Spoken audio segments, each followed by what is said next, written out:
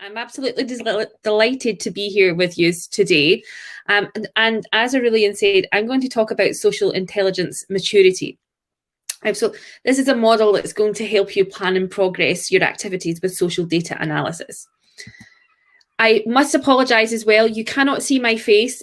Aurelian and I have spent the last 15-20 minutes trying to get my video to work on the platform, and it just won't do it. So I'm just a voice in the ether today. But I'm hoping you can connect with me on LinkedIn and have a chat with me after the session, and I'll take all of your questions and things like that as well. So we can have a bit of engagement, but unfortunately you just can't see my smiling face today. So let's get started then. Now, after all the events of the last year, we can confidently now say that more and more of us are living virtual lives.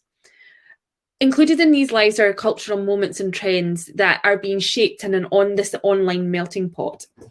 But this is not a singular culture.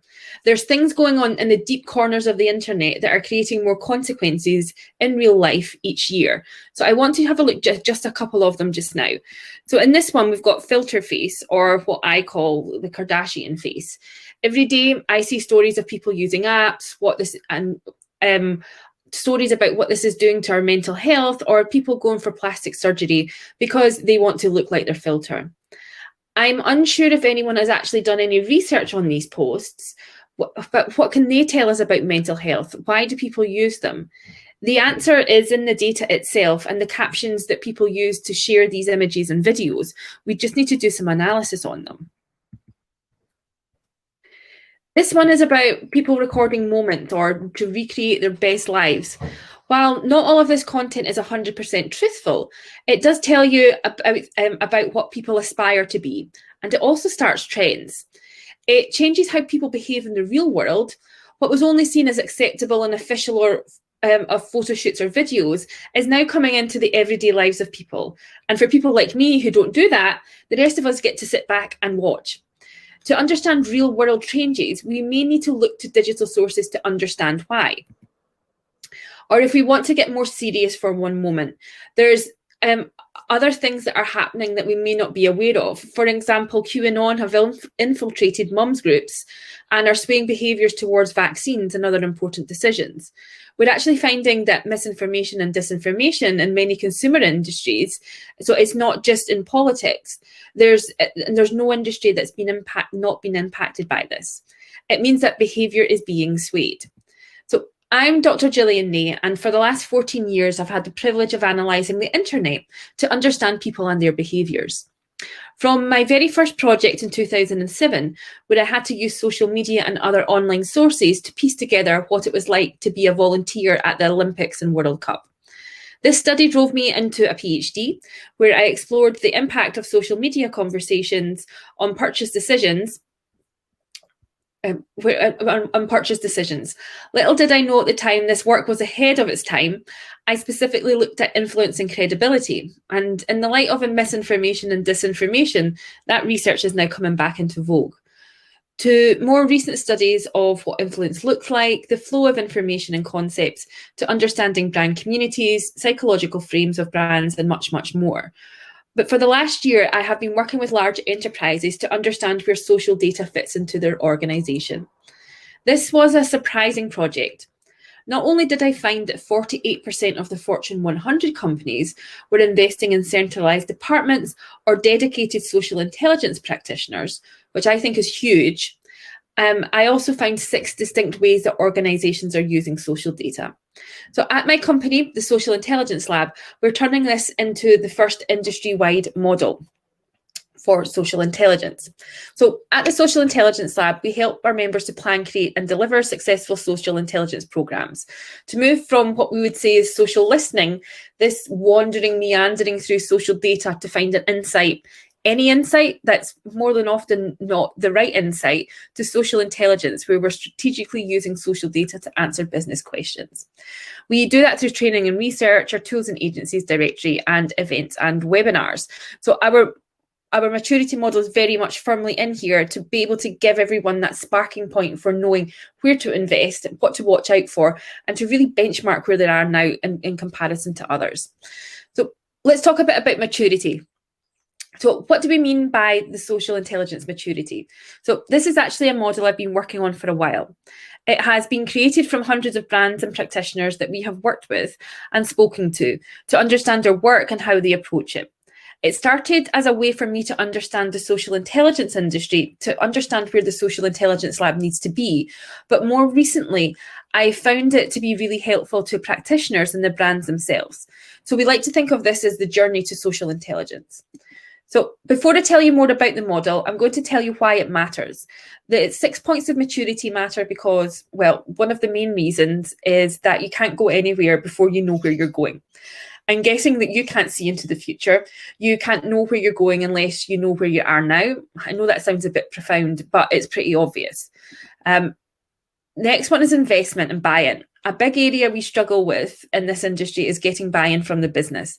This is because there's a lack of awareness and it's difficult to report on the overall evolution of the function of social intelligence.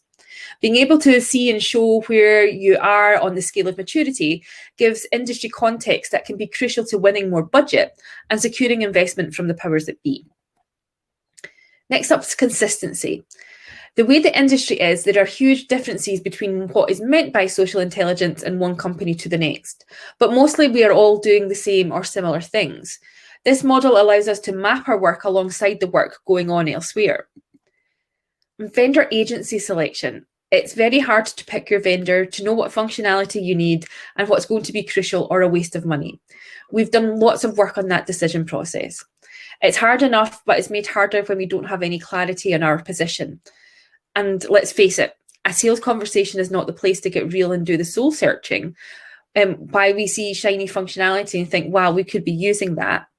But if we go in knowing where we are and what we're most likely to need, we'll save time, money, and the frustration of finding out that we could have chosen better. Next up is partner relationships. Once you've found your tool, like Digimind, it takes time to get to know it. The first few months spell is just in understanding what's most relevant. You can't work effectively with vendors or partners until that learning phase is done and dusted. And a big part of that process is actually pinpointing where your work sits on the scale. And finally, outcome. We're good at talking use cases, but as an industry, we've been bad at looking at the bigger picture, the outcome of our work.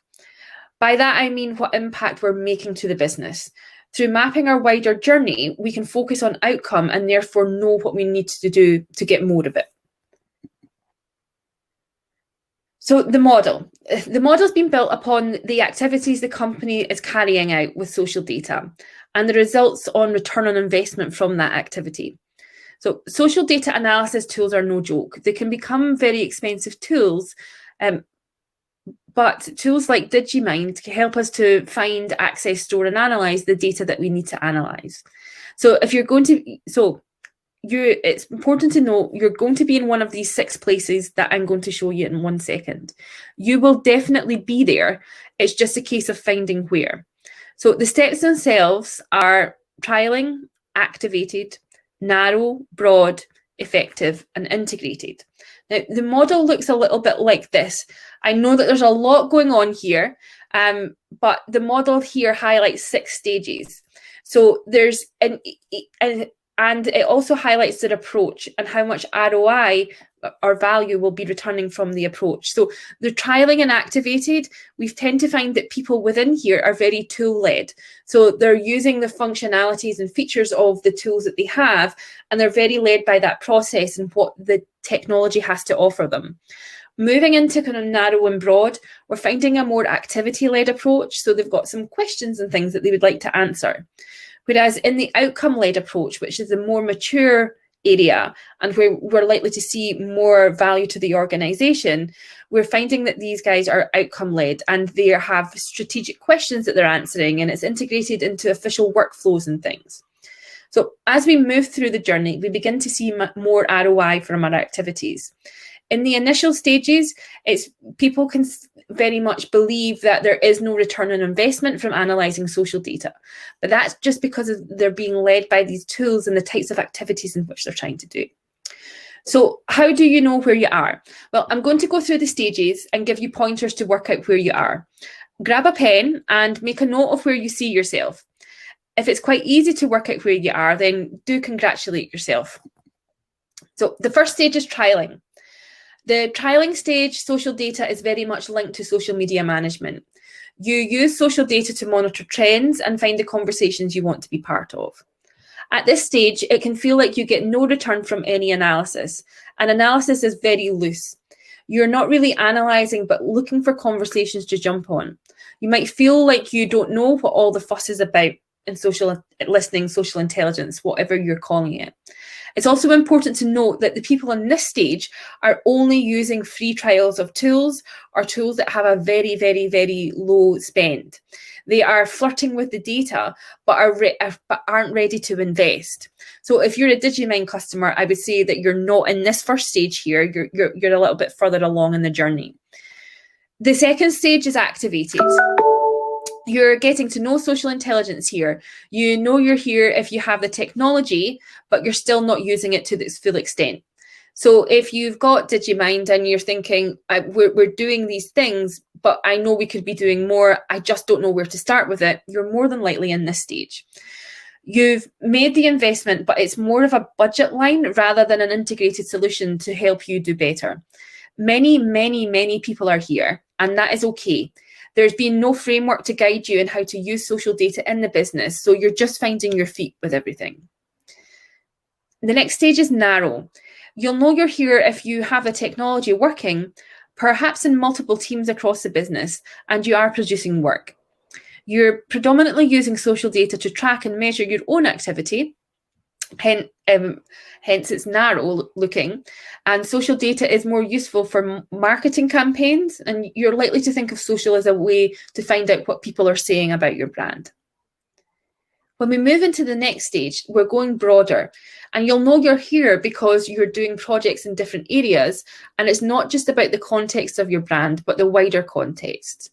Social data is a deep pit of exciting information, though you may not feel you know exactly what it can do for you yet.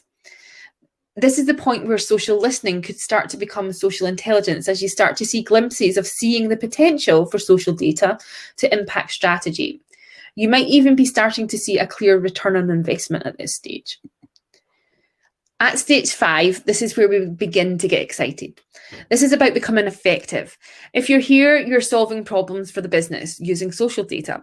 That could be through answering questions or testing hypotheses. This goes much further than just for marketing. You'll be running projects with a focus on solving a problem or providing direction. It's strategic. You'll use a blend of technology, but skills and people will be just as important.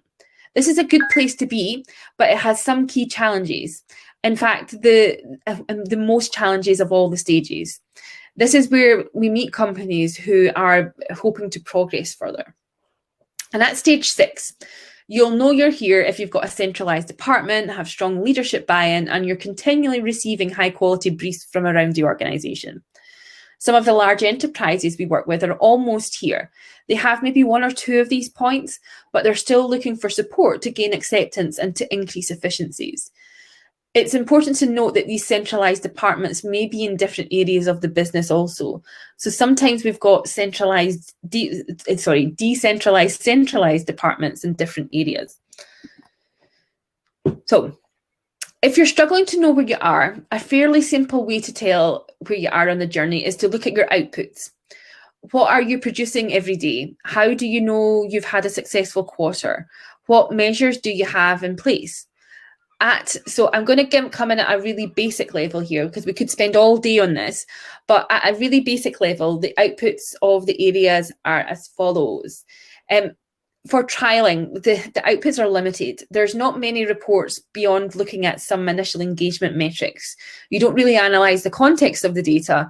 You're looking at mentions one by one to see if you could be doing something with them. So it's not aggregated at all. In stage 2, there's lots of presentations and buy-in docs. You'll be presenting the concept, you'll be introducing the idea of social intelligence, and you'll probably be talking about what it is a little. At this stage, it's where you've got or are about to get your budget.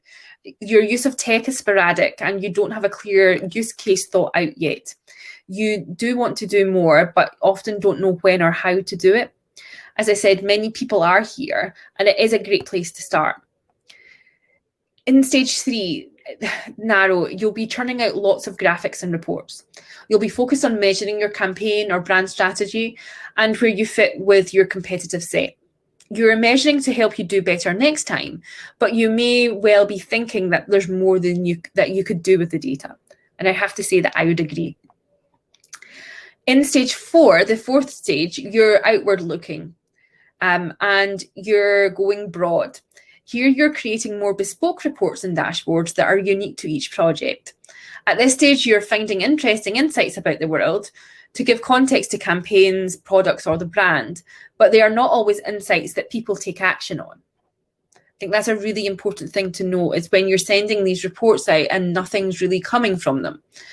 So outputs in stage 5 are beginning to take the form of stories and clear insights that people can take action on. This is simply because these stories speak to your stakeholders in a way that matter to them, which they can then share and make use of easily. And in stage 6, the integrated stage, you have an insights machine that delivers again and again. So what do you need to do to get to the next stage? Your next move will depend on where you are on the scale, and this will be different for everyone, but there is a roadmap. The next step will depend on what blockers you're facing. You can also use these blockers to pinpoint where you are on the scale.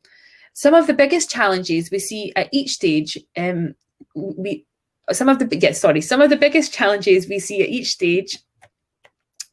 So the biggest blocker for the trialing stage is that social data analysis is linked to social media engagement and the results that you get from that. So if you don't get engagement, then it seems that the data is not working. People at this stage don't often see what else they could be doing with the data.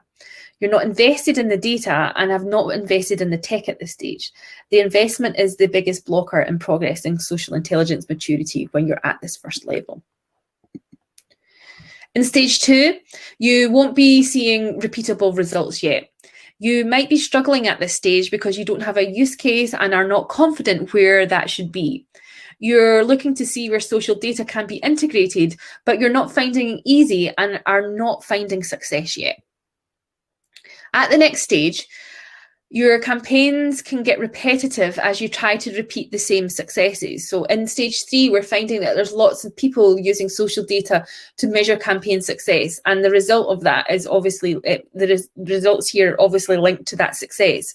So some people are thinking that it's worthwhile and others not so much. But in stage 4, you suffered from a different problem here. You suffer from the nice to know issue. So we're finding insights, but they're nice insights, but they're not actionable, and we're not finding action here, and they're not inspiring strategic decision. We've just got a lot more information that we're dealing with. In the 5th stage, there's a lack of stakeholder engagement holding you back, but you're starting to find progress, just not the people to listen yet. And in stage 6, the department is there, but it isn't mature across all KPIs, and it may not be used to its full potential. So right now, what I would task you with doing is building in a reflection of where you are, and this is how. Identify where you are, honestly, on the scales that we've just mentioned. Are you making an impact? Are you really focused on the world, or do you spend most of your time narrowly looking inwards? Look at the next stage and look at the focus and the potential output of it. That will help you to understand what the opportunity is in progressing what you're doing. Socialize in the business that there is a scale and where you are on it, and tell the story of your social intelligence journey to the rest of your organization. Another point I want to make now is about the language that we use. I tend to use the term social intelligence, but this is starting to become more into conversational intelligence, and some people are still using social monitoring or social listening. Have a think about what it is that you're using and how you talk about your projects, and whether this language and terminology is limiting your progress. This links to presentation and buy-in and overall how you deliver value to the business. For example, we know a lot of people find it easier to talk about social listening, but actually, are you doing more sophisticated work that has a wider impact? This could indicate that you have some work to do demonstrating or defining social intelligence before you can progress through. Let's flip that for a second. Are you talking about social intelligence when your main work is social listening or even analytics? Will the business put more investment in social intelligence if it's proving to only produce tracking reports? I would say no at that point. And that brings us to another point that underpins the whole journey. Social intelligence is the use of social data to answer complex questions. The goal is often related to what you can get out of the data. And what we notice is that different parts of the journey, as you evolve your work, you come to think of social data in different ways. In the trialing stage, we see that there's a strong link to social media engagement, and you think of data as supporting you in the mission to engage. So you're monitoring, there's a lot about thinking about conversation, and you're taking small actions based upon that. In the activated stage, you think of social data as having potential. It's exciting, but it's also quite vague. And you have stars in your eyes because you don't really know where it fits into your overall strategies yet. In the narrow stage, you feel like social data is a place to get numbers and demographic information to measure and track. There's lots of graphs and reports, and you're practical and productive. When we move into the broad stage, you view social data as a place to report on the world and people in it. You're curious. There's a bottomless pit of cool stuff happening. And again, there's reports and dashboards that you're producing. You're holding a huge source of knowledge, but struggling to know where to put it and getting people to take action for it. And this can make you feel sometimes like you're going it alone. But when we move to the effective, our fifth stage, you think of social data as a place to ask and solve complex business problems. A rich and dynamic mix of research methods, context, and data sources. It's not just social data at this point. You're starting to feel more secure and reliable about the data and your work. You're just finding it hard to get the wider business to take notice at this stage.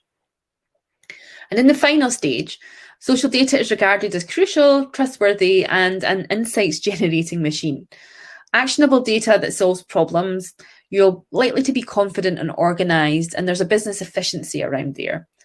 You may receive many incoming briefs from across the organization, and at this point, you're more likely to be centralized, or this centralized, decentralized concept that I mentioned before.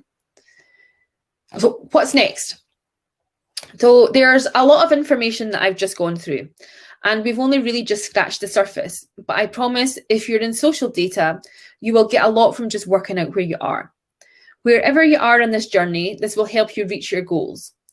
And if you're struggling to place yourself, come back and let me know. You can connect easily with me on LinkedIn because I'm the only Jillian Ney on there. Later this year, we will be releasing the full maturity model and also a diagnostic tool so that will help you place yourself properly and identify where you can get help to help you progress through the journey. Now, even if you're early on in this journey, please don't feel bad. The larger enterprises that we work with still have more work to do to really as well, and to truly integrate across the organization. And sometimes, depending upon your organization or where you sit in the organization, you may not need to progress through everything at all. So sometimes you may be working within a marketing department, and that is not going to, you're not going to have the overall view of having to work within the centralized function. You're taking little parts of self-service. So we just need to understand a bit more about your organization to understand what more that you can do. So, well, thank you very much for listening.